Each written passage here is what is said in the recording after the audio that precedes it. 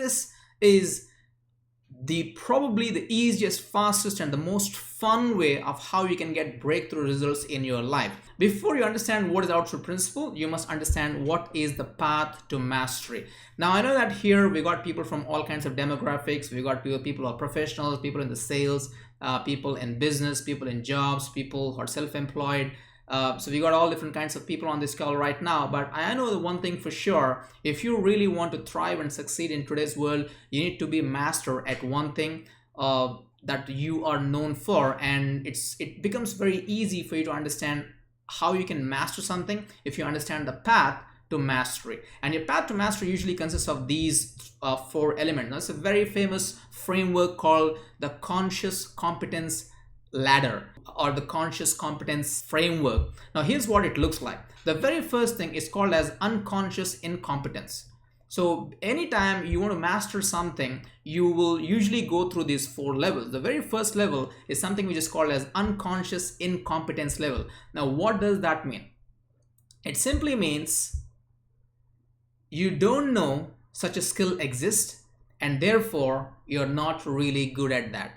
So I'll give you my own example. When I started, improving my memory, I did not know that you can improve your memory. I mean, some of you here may be thinking that it's impossible for anyone to improve their memory. So that is, you're unconscious that a skill exists. So you don't know such a skill exists. And because you don't know, obviously you're not good at it. And that's where the first 15, 16 years of my life, I was unconscious incompetent. I did not know memory techniques existed, and I was not good at that. Now, that is about me. For some of you here, maybe some of you here are sales professionals. So before you got into sales, maybe some of you didn't even know that you could be good in sales, unconscious, and you're incompetent. So you're not good at that as well. So that is unconscious incompetence. You don't know and you're not good. And of course, that is not a good stage to be in, and that's the reason why you should be constantly learning new information, because when you keep on learning new information, you will come to this stage where it is called conscious incompetence.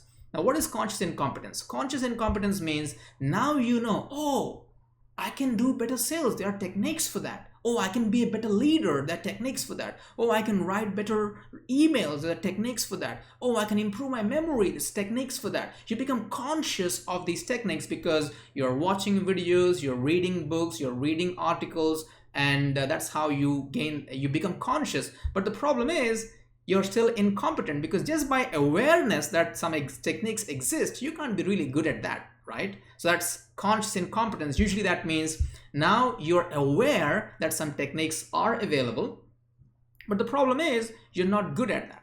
And that's not a good stage to be in, but this is a necessary stage. I mean, there's nothing like right or wrong about it. We all go through all these steps every time we want to master something. It is impossible for anyone to just straight go from one step to the last step. So we all go through all these steps, and it all depends on a lot of factors of how much time we spend on each step. Some people take a few years to go through all the four steps. So let's go and see what is the next step. And the next step is this, which is a kind of it's a good and bad stage. Let me explain to you why I say it's a good and bad stage. It's called conscious competence. Now, conscious competence, as you would imagine, now you're not only aware of it, you got in-depth knowledge because now you took a course on that subject, or maybe you watched a lot of videos, read a lot of books, went to the library, talked to people, had a mentor. Now you got in-depth knowledge as far as the conscious level of your skill is concerned, but also you're competent now. You're really good in that skill. Now, here's why it's a good thing.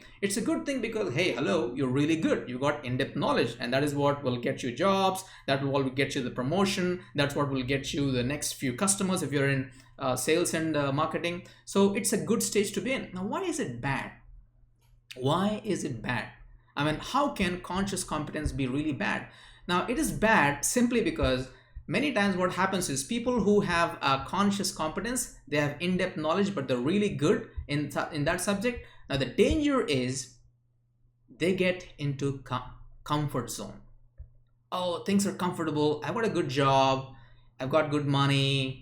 Things are good for me. I have some decent knowledge on this subject. So they get into comfort zone, or in other words, they are complacent about their life.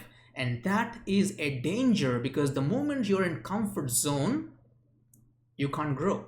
So you can either be in the comfort zone or you can be in the growth zone. I mean, if you're in the comfort zone, you can't grow. And if you want to grow, you can't be in the comfort zone. And that is the reason why I say this is a dangerous stage. And the good news is you can go to the next level. And that is where real mastery happens. The next stage is a magical stage. And this is the unconscious competence. Boom. That means, in other words, you know this thing, you know this field of knowledge, it's second nature for you, and you do automatic execution. You don't have to think about it. Now, you've seen people in the world who are legends in their own industry. Maybe it's in sports, maybe it's in politics, maybe it's in business, maybe it's in leadership, maybe it's in marketing. These people are so good, it's like second nature to them, and they don't have to go through the conscious, okay, should I have to do this, should I have to do that? No, it's just like boom, it's automatic execution. It's just second nature to them,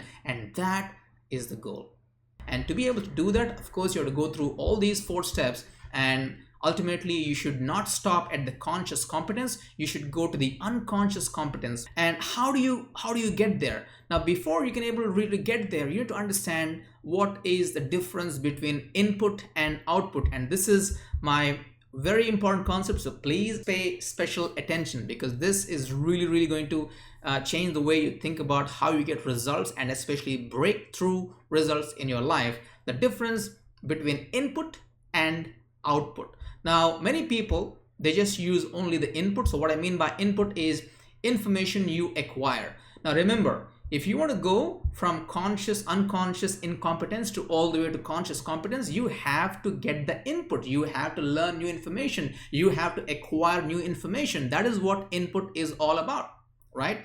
This is very important. Input is super important. But the problem is input is only step 1. If you stop at input, it is not going to help you. In fact, I would tell you it is going to harm you. I'll tell you why. It's going to harm you because input is not good enough for you. Input usually simply means learning, right?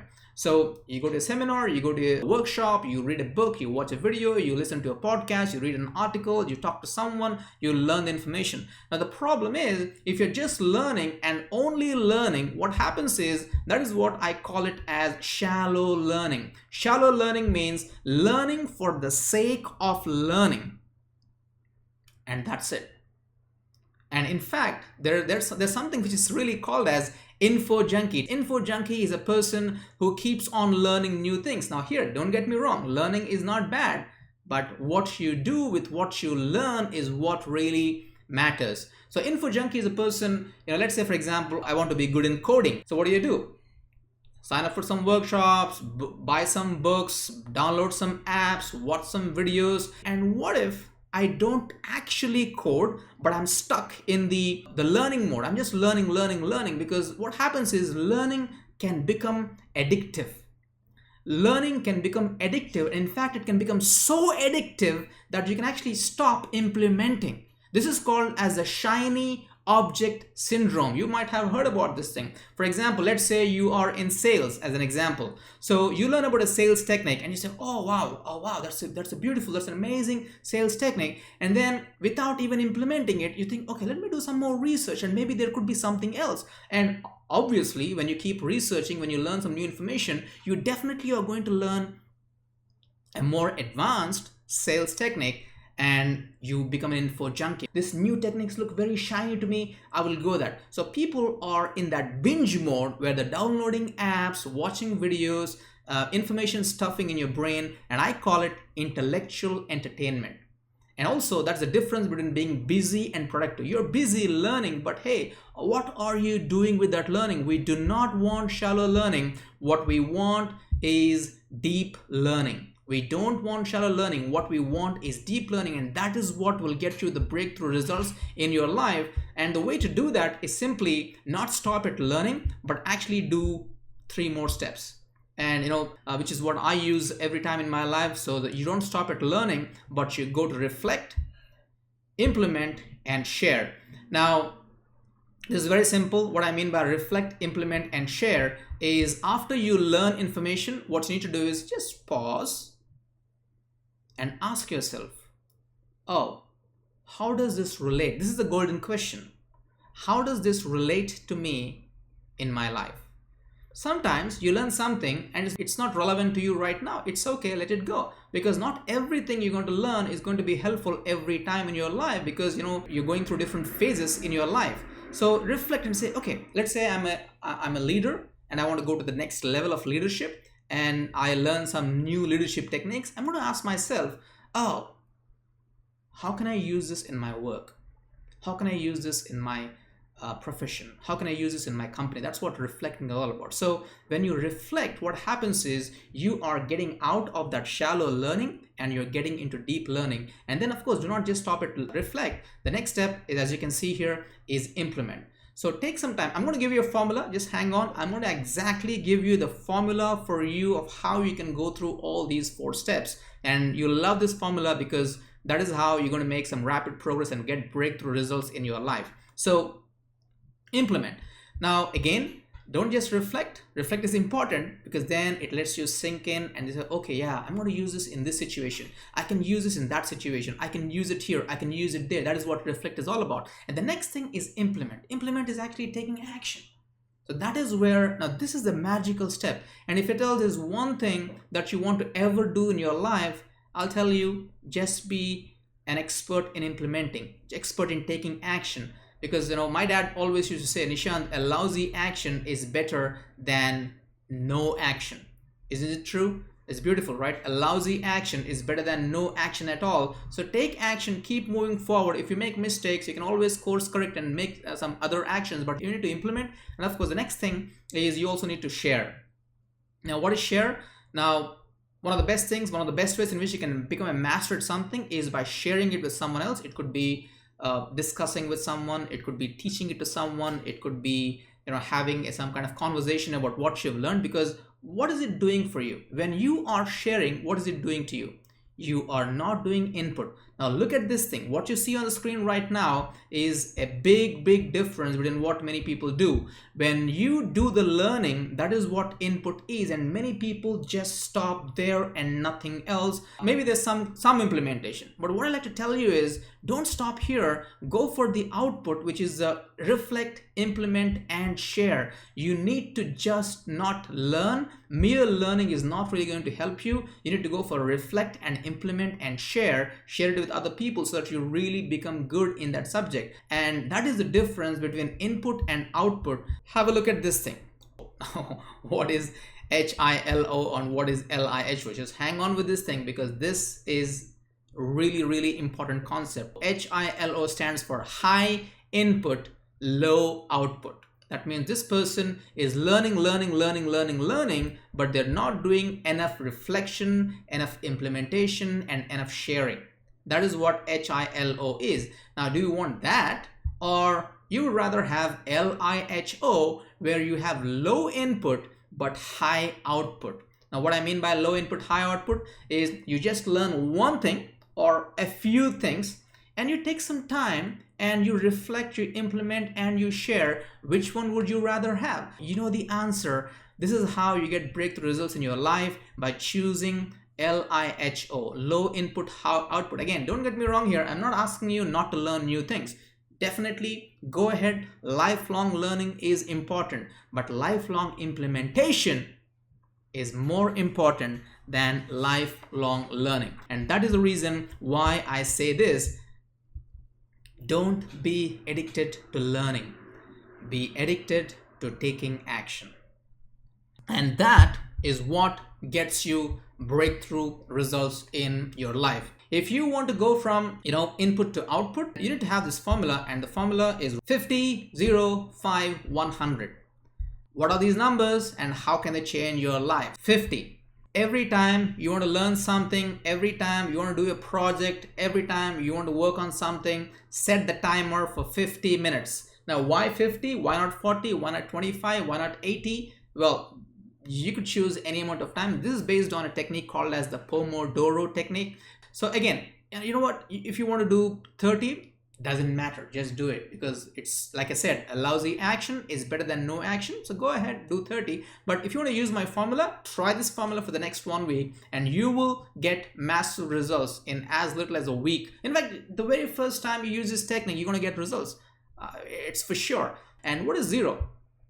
Zero means, and this is the most game-changing thing as far as learning, as far as focus, as far as productivity, as far as mastery is concerned, and many people are not doing that. And if you learn this zero technique, and if you force yourself to zero, it's not going to be easy, but if you force yourself to do the zero, it is really going to give you many results than most people get in their life. In fact, breakthrough results. Now the zero is zero distractions. So here's an exercise I'd like to give you right now. So take like a few seconds in your mind and think about what are the top 5 distractions in your life. The top 5 distractions, the thing that every time you want to do something serious, you end up doing those things. Is it the phone? Is it Facebook? Is it YouTube? Is it a game? Or is it some kind of activity? How many times happens to us that we want to go into the learning session, we want to go into the focus session, we are working on a project, we want to work on a project, it's deadline coming up very soon, we have to work on it, there's no option, but the moment you begin starting the project, within just a few minutes you give in to the distractions.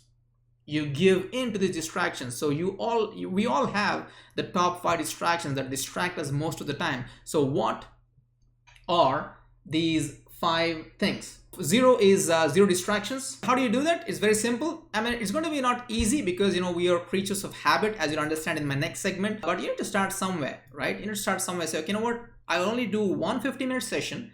And in that 50-minute sessions, I'm not going to do any distractions. Now 5 is where the output comes into the picture. Now it's a slightly different way of looking at things here when I talk about the 5. So what I mean is by 5 is after you learn something, I want you to stop for a while and write down what are the 5 action steps that I can take from what I have learned. What are the 5 action steps that I can take? Now here's the difference. I'm not asking to write down what are the 5 big ideas that you have learned. You could have that list, and actually it's a good thing to have that list as well. But that list is not going to really help you to get breakthrough results. But what will get you breakthrough results is by asking yourself, what are the 5 action steps that I need to take? The things that I need to do. For example, you're learning about leadership. You learn about a way of how you need to communicate with your team in crisis. So write down the exact thing that you need to do. I'm not asking you to write down what the technique is. Write down what you need to do. Okay, I need to do this. So tomorrow morning when I go into my office, when I see my team, I have to do this thing. The action steps, not the key ideas, the action steps. If you're in a sales situation, you learned about objection handling, for example. So, and they tell you, okay, when you have an objection, this is how you handle the objection. Oh, so tomorrow I'm going to go meet this client, and if that client comes up with this objection, I'm going to say this. So what action can you take? So you need to have the 5. I mean, you could have more than 5, no problem with that, but 5 is a good number to begin with. And then the next thing is where the magic happens. Now this one is a little bit controversial, but again, if you want to get breakthrough results, you'll be willing to do something, a breakthrough action, right? A change in the way you do things. And what is 100? 100 is simply this. Schedule 100 minutes on your calendar to implement what you've learned in that 50 minutes.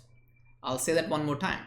You schedule 100 minutes on your calendar. It doesn't have to be 100 minutes at a stretch. You could say maybe 30 minutes. I'll schedule it from morning 6 to 6:30 on Monday. Another 30 minutes I'm going to schedule it on say Wednesday from 7 to 7:30 p.m. So depending on what your schedule is, just schedule 100 minutes on your calendar, and then you go and do it. Now some of you might be thinking, hey Nishant, is it not like a bit stretch, like spending 100 minutes for every 50-minute session that I'm going to learn? Now here's the thing. You don't have to do this all the time, but if you're learning something critical, and if you're not getting breakthrough results in your life, if you're not getting the results you want in your life, usually the problem is taking action. Usually the problem is overwhelming yourself with a lot of information, and that is what making you take little action. So that's the reason why I'm saying that sometimes we got to just push ourselves and really go out. I mean, okay, here's the thing. What is the worst thing that can happen if you spend 100 minutes of execution of what you learned in 50 minutes? You know what happens? You will go into unconscious competence. Remember I told you the 4 levels of mastery? If you spend 100 minutes of every 50 minutes that you've learned, you will go into the unconscious competence much faster than most people on the planet, because you are spending more time on implementation. And that is what it is important here. So that is the 50, 0, 5, 100 principle. Now again, I just gave a ballpark figure, what 100. What I usually mean is, if you're spending X amount of time on learning some information, you better be willing to spend 2x amount of time on implementing that information, especially that information is very critical for your life, for your job, for your profession, for your business. Always do that, because you just can't go wrong. You just simply can't go wrong. Only you can go right doing that thing.